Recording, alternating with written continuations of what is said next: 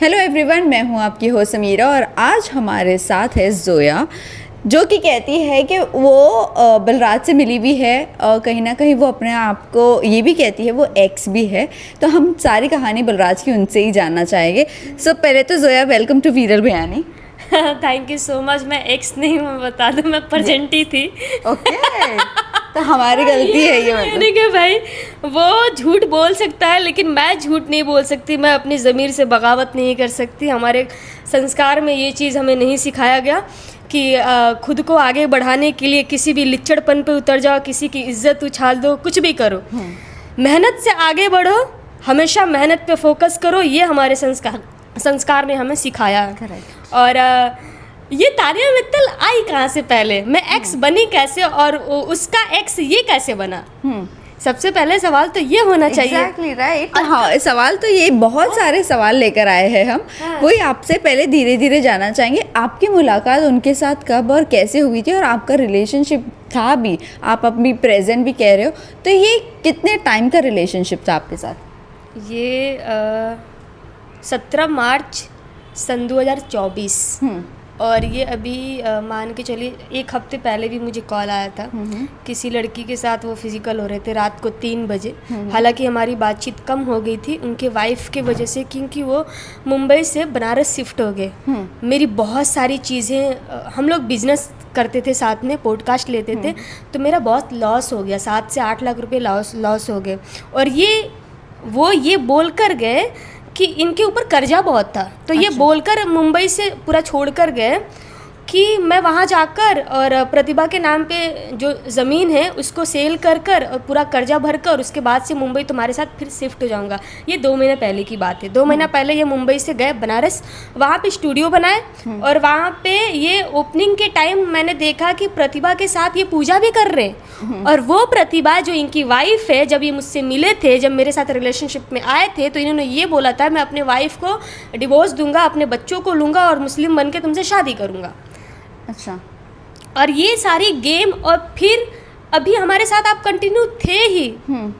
पूरे टीम को पता है, सबको पता है, सोशल मीडिया को पता है, सारे उनके 2.6 मिलियन के जो फॉलोअर है सबको पता है, सबने वीडियो देखा, भर भर के प्यार दिए ये लोग। और इनसे इतना चीट कर रहे हो आप, अपना असली चेहरा दिखाओ ना। आप किसी की इज्जत को बदनाम करके, किसी का इज्जत उछाल कर, जो 1% भी सत्य नहीं है, उसका पल्लू पकड़ के आप बिग बॉस के अंदर एंट्री मारने के लिए इतना लिच्चड़पन पे आ सकते हो? ये तो गलत बात है ना। बिल्कुल। हाँ, तो ये सारी चीज़ें हैं और बोलने के लिए तो बहुत सारी चीज़ें हैं। अगर मैं बोलने बैठूँ तो 1.5 साल कम नहीं होते हैं। एक एक चीज़ उनके रग रग से वाकिफ़ थी कि वो कितने रंग बदलते हैं, कितना मैनिपुलेट करते हैं, हर रोज़ कितनी लड़कियां चाहिए उनको, एक से तो पेट भरता नहीं। क्या ही बोलूँ मैं उस इंसान के बारे में, इसलिए तो मैंने हैशटैग राक्षस दिया उनको।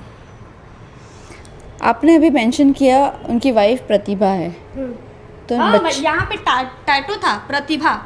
और जब मैं रिलेशनशिप में आई थी तो मैंने उनको लिटरली बोला था कि ये आपको मिटाना पड़ेगा। उन्होंने बोला हाँ मिटा दूंगा मैं। मिटाते मिटाते मैं मिट गई, लेकिन वो नाम नहीं मिटा। अभी 4 दिन पहले ना वो मिटा के और वहाँ पे कुछ तो शेर का समथिंग कुछ तो बनवा लिया, आइज समथिंग बनवा लिए।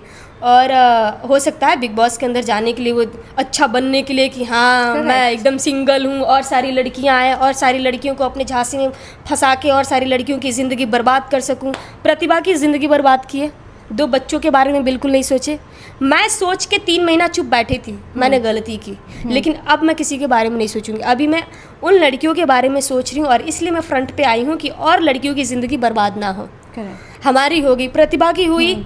एक और लड़की थी जो दिल्ली में 2 साल जिसके साथ लिविंग रिलेशनशिप में थे कंटिन्यू, वो भी मुस्लिम लड़की थी, उसका नाम नहीं लूँगी, उसके साथ थे। उसके बाद एक और लड़की के साथ थे। उसके बाद ये मुंबई आए, फिर हमारे साथ बिजनेस का मुझे टारगेट देके, बिजनेस का दिलासा देके, उसके बाद से ये मेरे साथ आए। मेरे साथ रहने के साथ साथ बीच में बहुत सारी लड़कियां आई, बहुत सारी, ऑन प्रूफ मैं फ़ोन में दिखा सकती हूँ कितनी लड़कियों को मैसेज करते थे, कितनी लड़कियों को फॉलो करते थे, क्या क्या करते थे ये। मैंने सारी चीज़ों को जानकर इनको माफ़ किया कि ठीक है लड़का है, इसके अंदर टैलेंट है, इसके टैलेंट पर काम करते हैं, इसको आगे बढ़ाने की कोशिश करते हैं और साथ में हम भी बढ़ेंगे आगे। हमें ये बढ़ना था कि ठीक है मैं तो आर्टिस्ट हूँ एक्चुअली, मैं ऑलरेडी काम करती जी। हूँ। मैंने अभी नेटफ्लिक्स की एक फ़िल्म की थी, नेटफ्लिक्स की, तो मैं काम करती हूँ, लेकिन इनके जैसा मैं लिच्चड़पन नहीं करती हूँ। ये जो करते हैं ना, किसी के सामने भी ऐसे घुटनों पे आ जाएगा, अपनी मनवाने के लिए, अपनी चीज़ें रखने के लिए रोता तो यूं है। हाँ, वो मेरे इतना- इंटरव्यू में भी रोए थे वैसे। मतलब मत पूछिए, वो इमोशनल तो ऐसे कर देगा ना, अपनी एक ही घिसी पट्टी कहानी, अपनी फैमिली की कहानी, अपने पास्ट की कहानी, मैं यहाँ से आया हूँ, मैं ये करके आया हूँ, मेरे ऊपर इतनी जिम्मेदारियाँ हैं, अपनी फैमिली को 1% भी नहीं मानता। इसके पापा जी थे, मैंने कितना रिक्वेस्ट किया था, वो खुदा करे उनको जन्नत नसीब हो, वो जब चले गए दुनिया से, तो मैंने इसको रिक्वेस्ट किया था, प्लीज़ जाओ, तुम्हारे फादर हैं, प्लीज़ तुम यहाँ पे टैटू बनवा के ये सब क्यों कर रहे हो, जाओ। वो नहीं जा रहा था, बोल रहा था नहीं, मेरा घर से कोई संबंध नहीं है, मेरे बाप चले गए, सब कुछ खत्म हो गया। इतना बड़ा राक्षस है वो गया भी था तो घर का बेटा जो होता है वो एटलीस्ट 13 दिन रुकता है ना घर पे। इन लोगों में ये मतलब माना ही जाता है कि 13 दिन घर का बेटा रुकेगा। ये एक दिन भी नहीं रुका। नोएडा से इसका घर 3 से 4 घंटे का रास्ता है और वो वहाँ पे जाता है और जो भी आखिरी क्रियाक्रम होता है पिताजी का करता है, घर पे जाता है, पैर और धोते और ये नोएडा निकल जाता है। नोएडा उस लड़की से जाके मिलता है जो इसकी 2 साल पहले गर्लफ्रेंड थी, जिसके साथ वो लिविंग रिलेशनशिप में था। ये बात मुझे पता चलती है, हमारी फ़ोन पर लड़ाई होती है। इसके तीसरे दिन ये मुंबई आ जाते हैं, यानी चहारम के दिन ये मुंबई आ जाते हैं। मुंबई में रहते हैं, जो भी मांस मछली खाना, मैं कुछ नहीं मनाता, मैं वो नहीं करता। अरे 13 दिन तो बरा लो। नहीं, दारू शराब जो भी है XYZ, इनके काले करनाम इतने हैं ना कि मैं बोलने पे उतर आऊँ तो इनकी इज्जत की धजिया उड़ जाएगी। वैसे भी पब्लिक इतनी बेवकूफ़ नहीं है, इतना से अंदाज़ा लगा सकती है कि वो किस कदर और कितना बड़ा लिच्चड़ इंसान है। वो आते हैं, देन तेरही पे मैं उनको रिक्वेस्ट की, नहीं जाओ जाओ। इनके बहुत सारे दोस्त थे जो इन्होंने इनको फोर्स किए कि प्लीज़ भाई जाओ यार, मत बदनाम करो, गांव के तुम सरपंच हो और ऐसा मत करो, गांव के लोग क्या सोचेंगे, गांव की समाज भी है जो तुम्हें फॉलो करती है। तो उस चीज़ को बरकरार रखने के लिए गए थे। 13 दिन के बाद पत्नी के साथ आप पूजा में बैठे हो, मेरा फ़ोन नहीं उठा रहे हो। एक वीडियो भी है, ये मेरे से बात कर रहे हैं, मैं ऑफिस में बैठी हूँ, एडिटर साहब बैठे, एडिट चल रहा है, मैं बात कर रही हूँ वीडियो कॉल पे और ये अपनी पत्नी के साथ किचन में है और उससे मस्ती उस्ती कर रहे, नोक झोंक कर रहे। तो मेरे को बुरा लगेगा ना भाई, आप बोल रहे हो कि डिवोर्स होने वाला और आप ये सब चीज़ें कर रहे हो, उसको पकड़ रहे हो, उसको सारी चीज़ें। और उसके बाद से ये करते हैं। तेरही के बाद ये फिर 2 दिन बाद मुंबई आ जाते हैं। जब आप 17 मार्च से लेकर अब भी 2 महीना पहले तक आप मेरे साथ कंटिन्यू थे, मैंने हज़ारों गलतियां आपकी माफ़ की, ये जान कर कि आप डिवोर्स करोगे, आप मुझसे शादी करोगे, शादी का आपने दिलासा दिया। न जाने कितनी लड़कियों को गुमराह किया होगा इन्होंने। और मुझे तो लगता है ना, अगर एक एक करके आई सामने ना, तो इनको तो मुंह छुपा के कहीं अदर कंट्री भागना पड़ेगा। ये इंडिया में रह ही नहीं सकते, इतना बड़ा जल्लाद है। किसी भी इंसान से मिलेगा ना, इसको पता चलेगा ना कि वो थोड़ा सा पहुंचा हुआ इंसान है, थोड़ा सा बड़ा इंसान है, इसकी दाल गल सकती है या किसी इसके फ़ायदे में वो काम आ सकता है। उसके सामने एकदम लाचार बन जाएगा, भैया जी आप तो मेरे भैया हो, मेरा कहानी ये है, प्लीज़ मुझे सपोर्ट करो, आप ही मेरे सब कुछ हो। बहुत सारी, एक इसका वो है शायरी है, बहुत घिसा पिटा है कि आप मेरे हो मेरे ही रहना, इसे मोहब्बत समझो या नफ़रत, डाली जो नज़र किसी ने दुनिया में आग लगा दूंगा। ये शायरी मुझे पहली बार इसने बोला था और ये शायरी वो सबको बोलता है। एक और शायरी है, दोस्तों को अक्सर बोलता है लोगों को बांधने के लिए कि दोस्ती के मिजाज में यारों के ऐब नहीं देखे जाते, आप अच्छे हो तो भी मेरे हो, बुरे हो तो भी मेरे हो। ऐसी ऐसी बातें करके वो बांधता है ना कि आप सोच भी नहीं पाओगे और इसका असली चेहरा पकड़ भी नहीं पाओगे। आप भी सीख गए शायरी मारना उनके साथ साथ। अरे मुझे तो इतना सिखा दिया, मुझे तो बोलना भी नहीं आता था, ये मुझे बोलना सिखाया, मुझे फ़ोन का रिकॉर्डिंग कैसे किया जाता है, मुझे लोगों को कैसे रिप्लाई किया जाता है, मैनिपुलेट इतना मुझे किया ना कि मेरा दिमाग सेट हो गया। मैं इतना ऐसे नहीं थी, मैं बहुत भाई सीधी सादी, हाँ एक्टिंग पे फोकस करने वाली, मस्त मैं खुश थी अपने लाइफ में। खैर अभी आते हैं उनकी वाइफ वाली जो बात है। उनकी वाइफ, आपको कब पता चला कि वो शादीशुदा है और इनका जो शादीशुदा वाली जो ज़िंदगी है वो कितने साल की ज़िंदगी है? लव मैरिज वो लव मैरिज है लेकिन उनके बच्चे भी है ना? हाँ कितने बच्चे हैं? 2 बच्चे, एक 8 साल की है और एक 4-5 साल का लड़का है। मतलब कह सकते हैं कुल मिला के 13-14 साल की ज़िंदगी का सफ़र है शादीशुदा। हाँ, अरे तुम किसी के बारे में मत सोचो, लेकिन अपनी बच्ची के बारे में तो सोचो, जो नन्ही सी गुड़िया है जिसकी तबीयत ऑलरेडी ख़राब रहती है। तुम इतने काले कारनामे किए हो, इतनी बड़े बड़े गलतियाँ आपने की है, उस पर क्या गुजरेगा जब वो बड़ी होगी। हो सकता है घूम फिर के बोलते हैं ना कि कर्मा लौटता है, अगर कर्मा लौटा तो क्या हाल होगा। आप उसके बारे में तो सोचो। आप खुद को बनाने के लिए आप लिच्चड़पन पे उतर रहे हो। बिग बॉस के अंदर एंट्री मारने के लिए आपने पिछली बार भी कोशिश की थी, आपकी दाल गली नहीं, और इस बार भी आप कोशिश किए। चलो ठीक है, आप चले भी गए तो आप अपने खुद के टैलेंट के बल पे जाओ ना। आप किसी का इज्जत उछाल कर, किसी का पल्लू पकड़ कर, आप मान के चलो तानिया मित्तल से 10-15 दिन 20 दिन बाद भी किए, आपने कोशिश की। वो कोशिश करना तो गलत है, आपने चीट किया मेरे साथ। प्रेजेंट में मैं थी, प्रतिभा थी, आपने चीट किया। लेकिन चलो ठीक है, आपने चीट भी किया तो आप उसकी इज्जत क्यों उछाल रहे हो। चलो ठीक है, अगर तानिया नहीं होती, मैं होती और मैं तानिया की जगह पे होती तो ये मेरी भी इज्जत उछालते। अगर तानिया की जगह पे इनकी वाइफ होती उतने बड़े प्लेटफॉर्म पे, तो ये अपनी वाइफ की भी इज्जत उछालते वहाँ तक पहुँचने के लिए। अगर हम सब की जगह कोई और लड़की होती जो इन्फ्लुएंसर होती या इनके साथ बातचीत की होती या मीटिंग की होती, तो ये उसकी भी इज्जत उछालते। तो कह सकते हैं कि इनके साथ जो भी आता है वो आगे बढ़ता हुआ देख नहीं सकते हैं। नहीं देख सकते। और इतना जलता है ना कि जब हमारा स्टूडियो साथ में हुआ था ना, तो इनका चैनल है बलराज सिंह एंटरटेनमेंट, तो उस पर हम काम करते थे। तो ये केवल पॉडकास्ट लेते थे। हमने बहुत बड़े पॉडकास्ट लिए हैं, बहुत लोगों का पॉडकास्ट लिया है।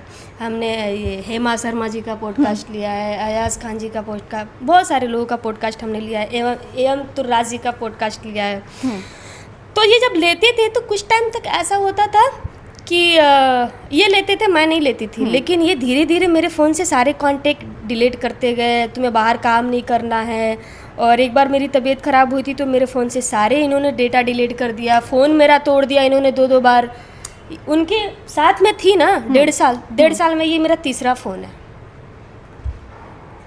बस एक बार उन्होंने थोड़ा बहुत मदद की थी, उसके बाद से मैंने खुद ही फ़ोन लिए। ऐसा नहीं कि तोड़ दिया तो दुए, नहीं, बिल्कुल नहीं। अरे वो अपने में इतना तबाह रहता था, इतना चिंदी इंसान, किससे वो पैसा नहीं मांगा होगा। मैं मुंह पे बोल रही, बहुत सारे लोग ऐसे देख रहे होंगे जिनका कर्जा ऑलरेडी पड़ा होगा, भाई पैसे निकाल लेना।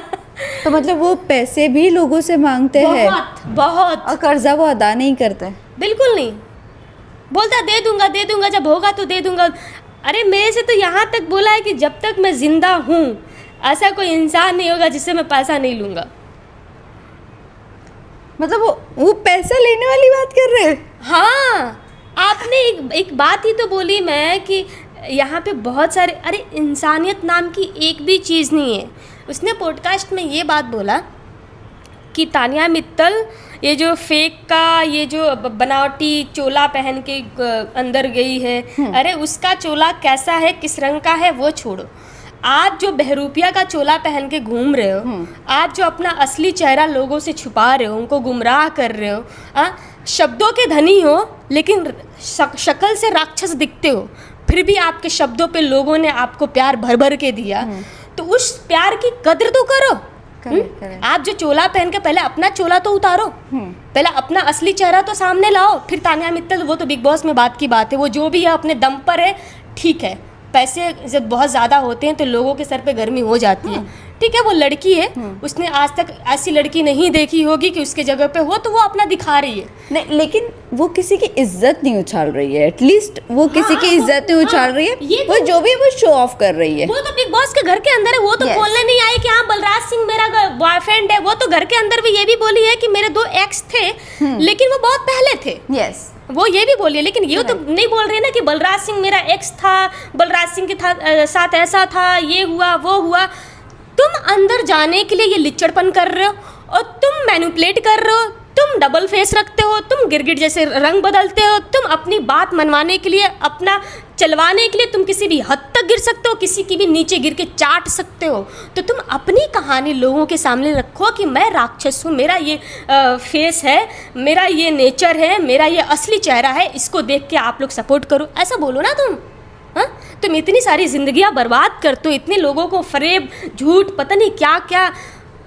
हाँ, मैं तो बच गई, मैं अल्लाह का शुक्रगुजार करती हूँ। लेकिन मैं एक साथ में दुआ करती हूँ कि हे ऊपर वाला, उसकी बेटी है, उसको इतनी शक्ति देना, अगर मेरे जैसे हिम्मत 10% भी उसके अंदर आई ना, तो इस राक्षस जैसे इंसान का अगर लाइफ में उसके आए या अपने बाप से लड़ना हो तो वो लड़ सके, वो अपनी ज़िंदगी अच्छे से जी सके। मैं तो ये दुआ करती हूँ उसकी बेटी के लिए, क्योंकि इसके काले कर्म इतने हैं ना कि वो उसको फेस करना बहुत मुश्किल होगा। मैं उस लड़की के बारे में सोच के, जिसको बोलता है मेरी बेटी, मेरी जान, मेरी गुड़िया, मेरी दुनिया, उसके बारे में सोच के मैं इतने दिनों से चुप थी। और मैं इसको ये भी पता था इसकी कमज़ोरी इसकी फैमिली है, ये मुस्लिम फैमिली से है, ये कभी आगे नहीं आएगी, ये कुछ भी नहीं करेगी, अपनी बहनों से प्यार करती है, समथिंग। तो इसको लगा ये कभी सामने नहीं आएगी। एक मिनट, मुस्लिम फैमिली से है तो वो कभी आगे नहीं आएगी का मतलब? यही समझ के तो टारगेट करता है। तभी तो मुसलमान लोग आगे आके बोलते नहीं है क्या? डरते हैं ना कि मुसलमान लड़कियां शेरनी भी होती है, उसको नहीं पता है ना कि मेरे जैसी दाढ़ के बीच से फाड़ने वाली होती है, उसको नहीं पता है ना। एक कहावत गलतफहमी का शिकार बन गया। हाँ, बहुत बड़ा, बहुत, उसे इतना बड़ा गलतफहमी है कि क्या ही बताए। उसको लगता है कि औरतें कुछ कर ही नहीं सकती, तभी तो 4-5 लड़कियों की ज़िंदगी ख़राब कर दिया बिना सोचे समझे। अगर नहीं ख़राब किया होता तो एटलीस्ट चलो कुछ नहीं करता, अपनी बेटी के बारे में तो सोचता कि मेरी भी बेटी एक लड़की है। करेक्ट। हाँ, आप ये बोलते हो कि अरे मैं भारत की नारी का ये करता हूँ वो करता हूँ, अपनी बेटी के तो बारे में सोच लो। हाँ, वो उनकी बेटी का उन्होंने शायद से पॉडकास्ट किया, वो उनकी बेटी है या वो फैन है? आपने अगर देखा होगा बेटी है तो उन्होंने फैन बताया है वो पेज पर। अगर वो पॉडकास्ट सिखाया होगा और वो कुछ भी करवा सकता है अपने फ़ायदे के लिए। वो हो सकता है अपना वीडियो वायरल करने के लिए चीज़ें किया हो। दूसरी चीज़, भाई कुछ भी कर सकता है, उसकी किसी भी बात पर रत्ती भर भी कोई यकीन ना करे तो उसकी भलाई है और आप सबकी भलाई है। चलिए मुझे बताइए, आपने कहा कि 2024 में आप उनके साथ थी, करेक्ट? और उन्होंने कहा कि वो वृंदावन भी गए थे और उस वक्त वो तानिया के साथ थे। ज़रूरी सवाल है, बहुत अच्छा क्वेश्चन है आपका, इसका जवाब मैं ज़रूर दूंगी और ऑन प्रूफ दूंगी। मैं प्रूफ भी अभी तक नहीं दिखाई, मैं सोच रही हूँ कि भेज दूंगी आपको, आप एक एक करके दिखा देना। लेकिन थोड़ा बहुत बता दीजिए कैमरे पर भी, ताकि उनको भी ऐसा ना लगे। तो एक्चुअली ना अक्टूबर में मेरा तबीयत ख़राब हुआ था। अक्टूबर में ये मुझे इतना प्रेशराइज कर दिए थे, इतना इल्ज़ाम लगाता है ना ये इंसान। मेरे फ़ोन में ऐसा कोई नंबर नहीं था जिसको लेके वो इल्ज़ाम नहीं लगाया होगा। वो चाहे मेरे भाई का, मेरे खालू का, मेरे मामे का, किसी का भी वो नंबर मेरे फ़ोन में, मेरे दोस्त का, सबके साथ इसने इल्ज़ाम लगाया। और इल्ज़ाम लगाने के साथ साथ ये मेरे को ऐसे कैद कर लिया कि मैं 5 मिनट के लिए घर से बाहर नहीं जा सकती। और ये बात सिर्फ मुझे नहीं, इसके पूरे टीम को पता है, मेरे कांटेक्ट में जितने भी लोग थे सबको पता है ये बात। मेरी तबीयत ख़राब थी उस टाइम अक्टूबर में, और ये बहुत सारी चीज़ें करने लगा। और 31 अक्टूबर को मैं हॉस्पिटल जाती हूँ। हॉस्पिटल में मैं कंटिन्यू थी और उस टाइम ये हॉस्पिटल में आता नहीं है, वो बोल रहा कहाँ है, किसके साथ है। मैं इसको वीडियो फ़ोटो भेजती हूँ कि देखो मैं हॉस्पिटल में हूँ। इसने बहुत कोशिश किया कि साथ में शिफ्ट हो जाए, लेकिन मैं शिफ्ट नहीं हुई क्योंकि मुझे सेफ़ नहीं लगा। मुझे कुछ टाइम के बाद इसका असली चेहरा दिखने लगा ना, तो मुझे सेफ़ नहीं लगा, बिल्कुल नहीं लगा। मुझे लगा कि यार मैं फंस सकती हूँ, ये मुझे मार सकता है, बहुत सारी चीज़ें हैं।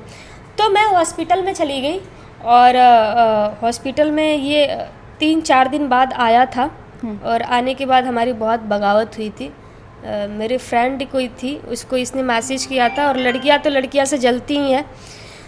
तो किसी लड़की ने बोल दिया था, अब मैं आर्टिस्ट हूँ, मैंने बहुत सारी फिल्में की, किसी लड़की ने बोल दिया था कि अरे इसका तो इसके साथ था, अपना दाल गलाने के लिए।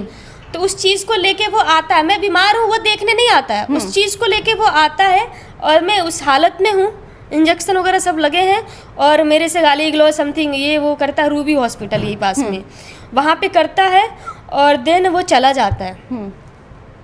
जी चला जाता है तो मुझे पता थी ये ड्रिंक करने गया है, ये होप्स में गया होगा 100%। और मैं ये अक्टूबर की बात बता रही हूँ, नवंबर में गया था ना, अक्टूबर से नवंबर में एंट्री मारती हूँ मैं। सब इंजेक्शन वगैरह ठीक है, डॉक्टर के भरोसे छोड़ दिया मैंने। वहाँ से निकली मैं, डायरेक्ट होप्स पहुँची। उसी हालत में ये लड़की है कौन, उसकी गाली नहीं दूंगी, उसकी बैंड बजानी है। एंट्री मारती हूँ, देखती हूँ लड़कियों की 2 लड़कियों के साथ बैठा है। उस लड़की को मारने के इरादे से गई थी मैं मतलब गलत के 1% भी ना, मेरी खून खौल जाती है गलत जब होता है मेरे साथ तो, और जब इल्ज़ाम लगते हैं तो। और इसी वजह से मैं इतनी बीमार पड़ी 1 साल में, बहुत बीमार पड़ी। आप मेरे इंस्टाग्राम आईडी पे जाके देख सकते हो कि मैं उसके साथ कब आई थी, कितने वीडियोज़ हैं, कब मैं बीमार पड़ी, हर चीज़ है मेरे इंस्टा आईडी पर। मैं वहाँ जाती हूँ और इस लड़की को मारने उड़ने के लिए मेरी बहुत बगावत होती है, मुझे अलग करता है, फिर मुझे लाता है मेरे हॉस्पिटल छोड़ता है और ये चला जाता है। हमारी चीज़ें बहुत कम हो जाती है, मतलब बातचीत करना थोड़ा कम हो जाता है। फिर मैं आती हूँ 1 नवंबर को इसके घर पे। मेरे सामान बहुत ज़्यादा है कि मुझे अभी फाइनली शिफ्ट होना है, मेरे को तेरे साथ नहीं रहना, समथिंग नहीं बाबू मैं तेरे लिए मर जाऊंगा, ये वो ऐसे वैसे। और मैं इसलिए इसके घर पे आती हूँ और ये डिसीजन मैं इसलिए लेती हूँ क्योंकि बहुत सारी लड़कियों को ये जिनके ये टारगेट पता है कैसी लड़कियों को करता है, जिसके कम फॉलोअर हों, अच्छा, जो इजीली इसके झांसे में आ जाए, ज़्यादा फॉलोअर देख के और उसको डेट कर सके, उसको अपने चपेट में लेके उसका यूज़ कर सके। इतनी सारी 20 से 25 लड़कियों को मैं इसको दिखाती हूँ ये क्या है, इसको क्या मैसेज किया, इसको क्या मैसेज किया, इसको क्या मैसेज किया, और इसको नहीं पता कि इसने मेरा जब आईडी अपने फ़ोन में लॉगिन किया था, इसने पहले किया था, उसके 3-4 दिन बाद इसका भी आईडी मैंने अपने फ़ोन में लॉगिन कर लिया था। तो इसको क्या मैसेज किया वो सारे स्क्रीनशॉट मेरे पास है। 20 से 25 लड़कियाँ, बहुत सारी लड़कियाँ ऐसी थी जो मेरे कॉन्टैक्ट में थी, जो मेरी दोस्त थी, उनको इसने यूज़ किया है। उनके बॉयफ्रेंड लोगों ने मुझे स्क्रीनशॉट भेजा कि ये देखो तुम्हारा बॉयफ्रेंड क्या कर रहा है इनके साथ, बोरा बोरा में मिला तो यहाँ मिला, तो स्कूटी से मेरे घर आ जाओ, तो अपना एड्रेस भेजा कि यहाँ पे आ जाओ, मेरे ऑफिस में आ जाओ।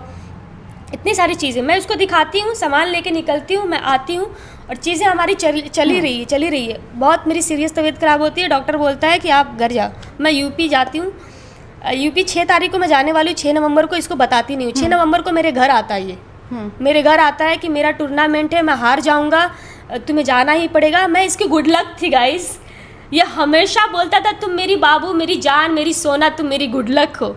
ये मुझे लेके जाता है, मैं जिस हाल में उस हाल में लेके जाता है। वहाँ पे जितना भी टूर्नामेंट इंटरनेशनल लेवल के लोग खेलने आते हैं, वहाँ पे बॉलिंग टूर्नामेंट, वहाँ पे सब लोग जानते हैं कि जोया इसकी क्या थी, इसका क्या संबंध था। बहुत लोग मानते थे, मुझे स्पेशली मुझे मानते थे। तो ये मुझे लेके जाता है और उस दिन टूर्नामेंट जीत जाता है, वो फ़ोटो भी दिखाती हूँ। वहाँ से आती हूँ और वहाँ से आने के बाद मैं चली जाती हूँ, यूपी चली जाती हूँ मैं।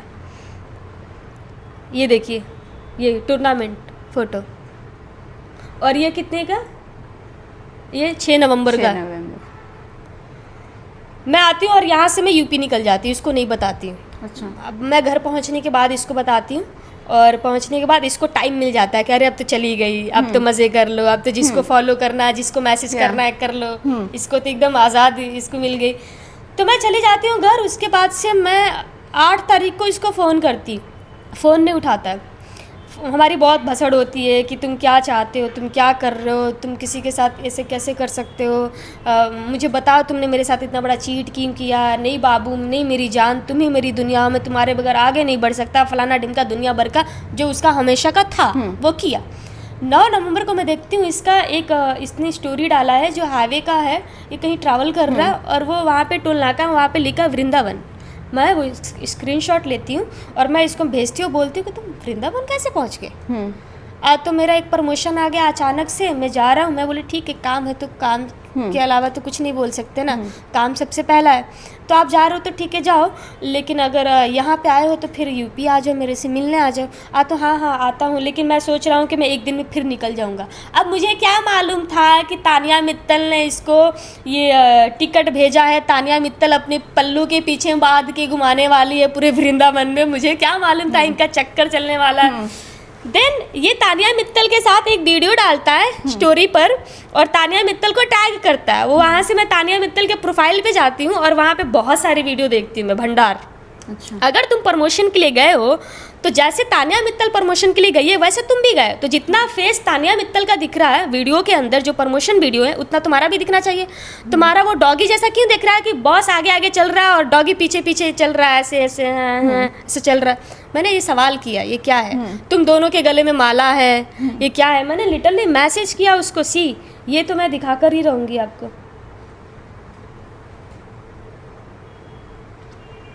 ये देखिए, ये मैसेज मैंने किया है कि अच्छा है, मुझे मार के दोनों लोग अपने अपने गले में माला पहन लो।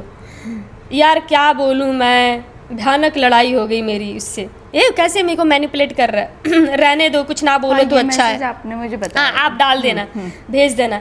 तो आई लव यू जान, मैं तुम्हारे बगैर नहीं जी सकता, मैं काम करने आया हूँ यहाँ पे, क्या ही बोलूँ, ये अपने आप को बहुत चंट समझ रही है, ऐसा समझ रही है वैसा।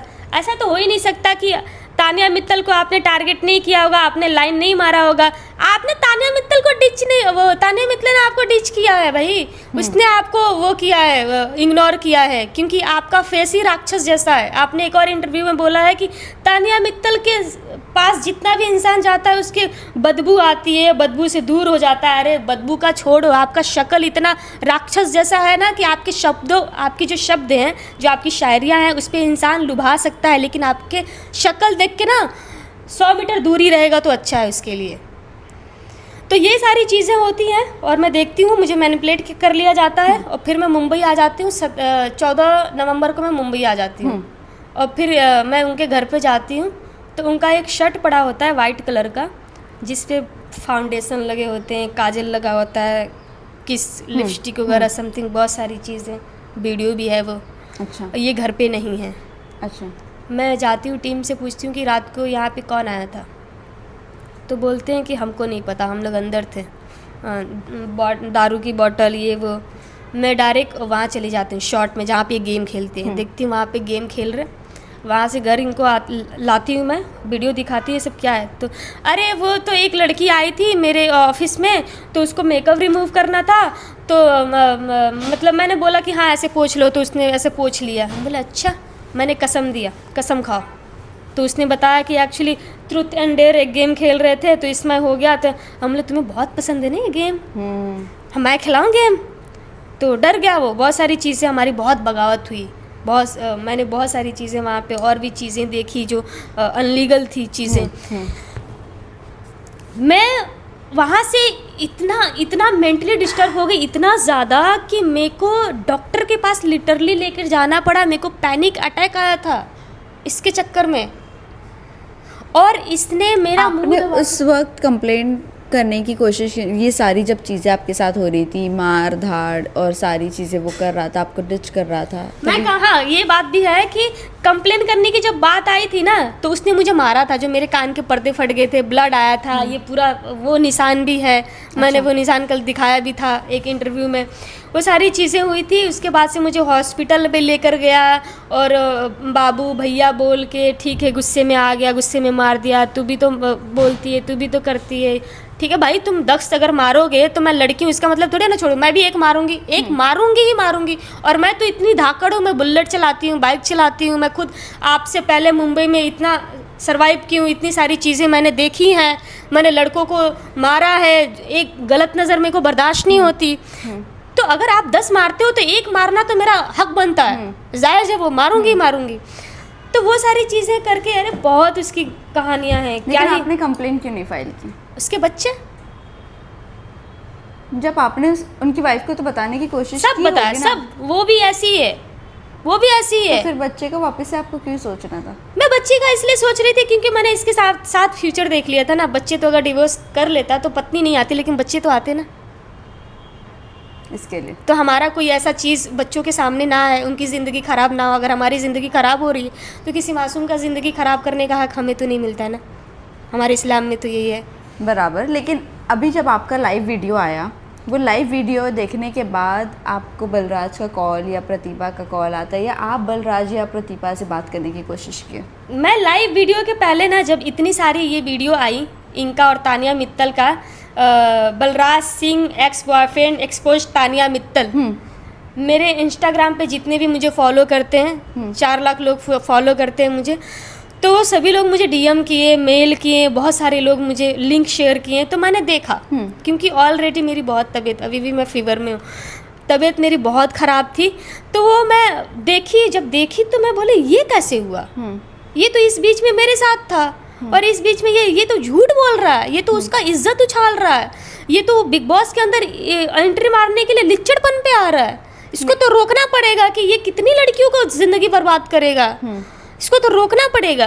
तो मैं उस विषय में बात करने के लिए इसको फ़ोन की तो इसने फ़ोन नहीं उठा, ब्लॉक लिस्ट था। तो मैंने प्रतिभा को मैसेज किया, कोई भी चीज़ होता था ना तो प्रतिभा को मैंने एक्सेप्ट कर लिया था, ठीक है उसकी वाइफ है, डिवोर्स होने वाला, लेकिन बाकी सारी दुनिया जितनी भी लिचड़ वाली हरकतें थे इसकी, ये तो एक्सेप्ट नहीं की थी ना। मैंने तो सोचा था इसको सुधारूंगी, अच्छा बनाऊंगी, इसके टैलेंट पे काम करूंगी, मैंने तो ये सोचा था। मुझे नहीं मालूम था ना कि ये वाहियात हरकतें भी करता है।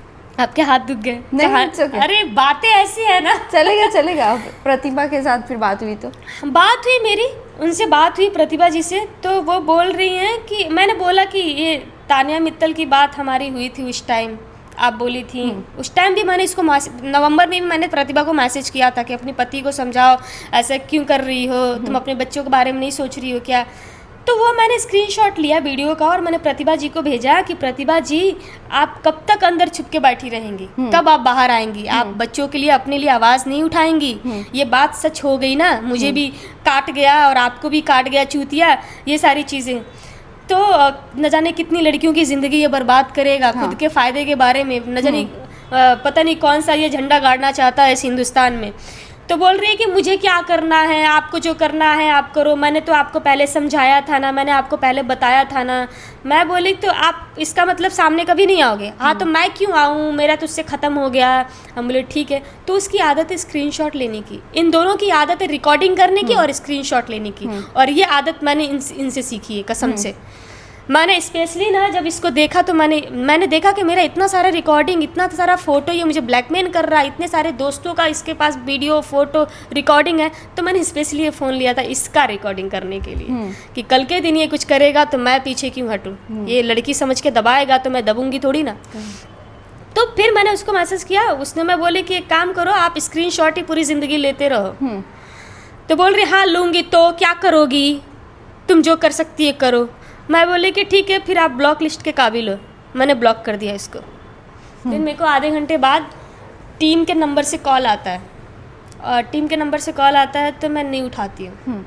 मेरा फ़ोन मेरे पास नहीं था ना रिकॉर्डिंग करने के लिए। अच्छा। फ़ोन अंदर वाले रूम से लाती हूँ, मैं इधर से फ़ोन करती हूँ, और फ़ोन करती हूँ तो मैं सुनाती भी हूँ आपको। ये तो सुना ही सकती हूँ मैं। ये अभी रिसेंट का है मतलब एक? हाँ कल का ओके। कल का ये जब मैं लाइव आई उसके पहले का वीडियो है ये, जब मैंने प्रतिभा जी को मैसेज किया था। मैं इनको फ़ोन करती हूँ। हेलो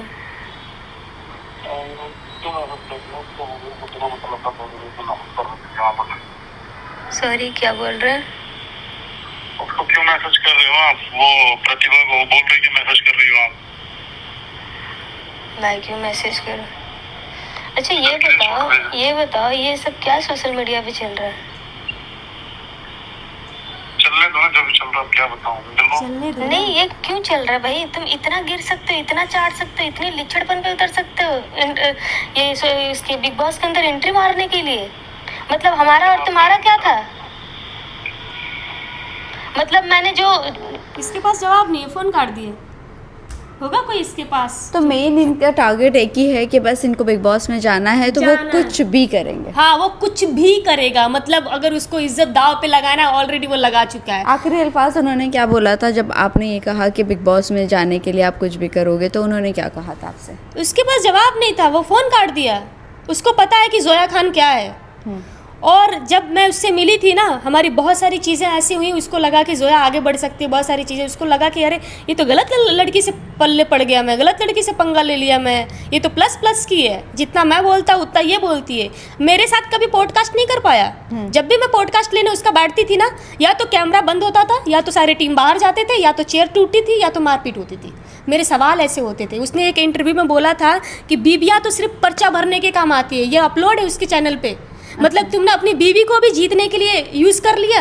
नहीं, इन शॉर्ट पूरी देखा जाए तो सारी लड़कियों को ही वो गलत इस तरीके से गलत ठहराते हो, बस तुम ही सही हो। और लड़कियों को छोड़ो, न जाने कितने लोग ऐसे मर्द हैं जो दोस्ती के झांसा देके, भाई का झांसा देके तुम यूज करते हो उनको, और उनको ये बात नहीं पता क्योंकि वो बहुत भोले हैं। उनके नेचर में ये चीज़ नहीं है कि तुम जैसे गद्दार को, तुम जैसे लिचड़ इंसान को पहचान सके वो। जोया, अभी ये सारी जो चीज़ें आप मुझे बता रहे हो, सब कुछ कर रहे हो, तो सवाल आप पर भी उठेंगे, बहुत सवाल उठेंगे। कहेंगे कि तानिया जब गई ना घर में, तब बलराज आया। अब बलराज की जाने की जब बारी आई तो आप आए। मेरे को तो नहीं आना। मेरे को बिग बॉस के अंदर नहीं आना। मेरे को अपने आर्टिस्ट, अपने कलाकारी पे बहुत गुरूर है, जो भी है मेरे को बहुत विश्वास है कि हाँ मेरे अंदर जो है कला है उसके दम पर जाऊंगी मैं बिग बॉस के अंदर। मैं इतना लिच्चड़पन करके, इतनी वाहियात हरकत करके बिल्कुल बिग बॉस के अंदर नहीं जाऊंगी। अगर इस कंट्रोवर्सी की वजह से मुझे बिग बॉस से ऑफर आता है तो मैं डायरेक्ट मना करूंगी। दूसरी चीज़, मैं बिग बॉस के अंदर जाऊंगी लेकिन खुद के दम पर, खुद के कलाकारी के, खुद के टैलेंट के बल पर जाऊंगी। मैं ऐसे चाट कर नहीं जाऊंगी किसी का। और मैं सामने इसलिए आई हूँ कि बहुत सारी ऐसी लड़कियां हैं जो उसके झांसे में फंसी हुई हैं, जो उससे बात करती हैं, वो उसको यूज़ करता है। उन लड़कियों को बचा सकूं, उन लड़कियों को सतर्क कर सकूं। बहुत सारे ऐसे दोस्त, फैन, भाई हैं जिनको वो झूठा दिलासा दे के, झूठा प्यार मोहब्बत का जाल में बांध के उनको यूज़ कर रहा, उनको सतर्क कर सकूं। मैं इसलिए फ्रंट पे आई हूँ। यही आपसे पूछने का मकसद यही था। हाँ, कि मेरे को नहीं मोटिव जाना। क्या है इंटरव्यू नहीं, मेरे को बिल्कुल नहीं हो। बहुत सारे लोग ऐसे बोल रहे हैं कि आप पहले कहाँ थी, पहले क्यों नहीं आई Exactly, सामने, पहले नहीं सोचा क्या। देखो, एक कुत्ता भी आपके घर में जब नया कुत्ता बिल्ली कुछ भी आता है ना, तो उससे भी धीरे धीरे लगाव हो जाता है। और जब वो ऐसा दिखाता है कि वो आपके लिए ही है, 24 घंटा आपके लिए ही अवेलेबल है, तो फिर थोड़ा बहुत मोहब्बत तो हो ही जाता है। और मैं तो उसके लिए, मैं तो आखिरी इश्क कर बैठी थी। मैंने उसको बोला था तुम मेरी आखिरी इश्क हो। उसने मेरे पास्ट में घुस के जो मेरी वाट लगाई ना, जो मेरे दिमाग से खेला, जो मेरे बॉडी के साथ उसने बर्ताव किया ना, अल्लाह बचाए उसको, उस क्या बोलते हैं, उस कहर से बचाए अल्लाह। इतना बुरा किया उसने। और वो इस दुनिया में कर्मा लौटता है, इस दुनिया में भुगत के जाएगा। वो भुगत रहा है। मैं आ गई हूँ सामने। उसको लगा कि जोया खान सामने नहीं आएगी, इसकी फैमिली, इसकी बहुत सारी लड़कियाँ यही सोच के सामने नहीं आई होंगी, लेकिन मैं नहीं डरती। लेकिन अगर ये बिग बॉस के घर में फॉर एग्जांपल चले भी जाते हैं और आपको अप्रोच भी किया जाता है, चलिए आप घर में ना जाओ लेकिन एज ए गेस्ट जाकर वहाँ पर उनकी सच्चाई वो सारे कंटेस्टेंट को बता सकते हो यस, आप? डन। इसके लिए तो मैं कर सकती हूँ, क्योंकि ये मेरा मोटिव यही है कि इसकी सच्चाई, इसका असली चेहरा दुनिया के सामने आए। जितने लोग इसके बातों में, इसके शब्दों में, इसके चाल में फंसे हैं, उनको पता चले कि मिस्टर बलराज सिंह का असली चेहरा क्या है। तो अगर ये सामने लाने के लिए मुझे अप्रोच आता है या मुझे बुलाया जाता है तो 110% में जाऊंगी। लेकिन ये लिच्चड़ तरीके से ये कंट्रोवर्सी करके लोग ऐसा सोच रहे हैं तो मैं बिल्कुल नहीं चाहती हूँ। मैं बिल्कुल नहीं जाना चाहूँगी। मेरी एक अलग दुनिया है। मैं बहुत खुद पे भरोसा करती हूँ और मैं अपने टैलेंट के बल पर जाऊँगी।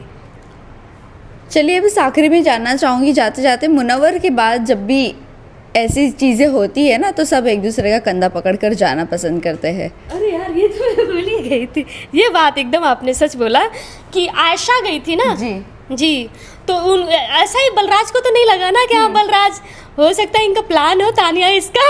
लेकिन अरमान मलिक के टाइम पे जब इन्होंने अरमान मलिक की सारी ट्रोलिंग वगैरह सब उन्होंने किया था, उसके बाद अरमान मलिक के साथ इनका सुधार कैसे हो गया?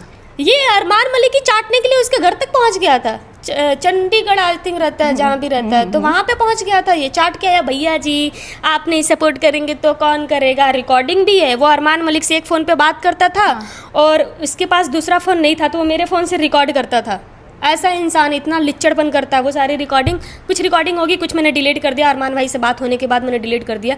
तो वो उनके पास तक पहुंच गया था कि भैया जी आप माफ़ कर दीजिए, आप लोग सपोर्ट नहीं करेंगे तो क्या करेंगे। मैं अपने चैनल को आगे बढ़ाने के लिए, TRP के लिए मैं ऐसा किया, लेकिन मेरा ऐसा कोई इरादा नहीं था। मैं सोच रहा था कि मेरा भी कुछ हो जाए आप लोगों की वजह से। ऐसा वो चाट के आ गया। वो अब इंसानियत उनके अंदर है, माफ़ तो कर ही देंगे। इसके जैसा हर कोई लिच्चड़ थोड़ी ना होता है। बात तो यही सच है। चलिए लास्ट से आप जाते जाते फैंस एंड व्यूअर्स को क्या कहना चाहोगे? बलराज सिंह की पोल जो खोली उनकी मैंने नोटबुक में लिखा था कि दर्द है कितना है बता नहीं सकते, ज़ख्म है कितना है दिखा नहीं सकते। अगर आंखों से पढ़ सके तो आप सभी लोग प्लीज़ पढ़ लेना। इस बैल और इस राक्षस के चक्कर में मेरे आंसू गिरे हैं कितने गिना नहीं सकते। Thank you so much. I आप लोग होप सपोर्ट कीजिए, सच को देखने की कोशिश कीजिए, ऐसे डेविल जैसे फेस पर मत लुभाइए। सच बहुत इम्पॉर्टेंट है ज़िंदगी के अंदर। अगर सच है तो दुनिया है, सच है तो समाज है, सच है तो हर एक इंसान है। इंसानियत हमारी जिंदा रहना चाहिए। ऐसे लोग अगर आते भी हैं तो आप लोग बाइकआउट कर दो। डिलीट कर दो, अवॉइड कर दो, अनफॉलो कर दो, जो करना है करो, लेकिन ऐसे लोगों को मार्केट में या सोशल मीडिया पे या दुनिया में रहने का कोई हक नहीं है। जो लड़कियों को इस नज़र से देखते हैं और ये मैनिपुलेट करते हैं दुनिया के सामने कि हम तो भारत के नारी का इज्जत करते हैं, ऐसे फेक लोगों को बिल्कुल बिल्कुल लाइमलाइट में लाने की ज़रूरत नहीं है। बिल्कुल प्यार मोहब्बत सपोर्ट करने की ज़रूरत बिल्कुल नहीं है। आपकी भी बेटी होगी, आपकी भी बहन होगी, आपकी भी बेटी बहन के साथ ये कल के दिन ऐसे राक्षस कर सकते हैं, तो ऐसा बिल्कुल मौका मत दीजिए कि ऐसा कोई राक्षस आए और आसानी से एक कहानी मेरे को याद आ गई जाते जाते कि सीता का हरण करने के लिए राक्षस जो था वो बहुत सारे रूप बदला था, वैसे ये लड़कियों का हरण करने के लिए किसी भी हद तक किसी भी लिचड़पन पर आ सकता है। तो ऐसे लोगों को रोकें और बाइकआउट करें। Thank you so much, thank you Zoya. बहुत बहुत धन्यवाद आपका कि आपने सच को सामने लाने की हिम्मत दिखाई और आप मेरे से आए बातचीत करने के लिए। दिल से बहुत बहुत धन्यवाद। Thank you so much. सब बात है। अल्लाह हाफिज़।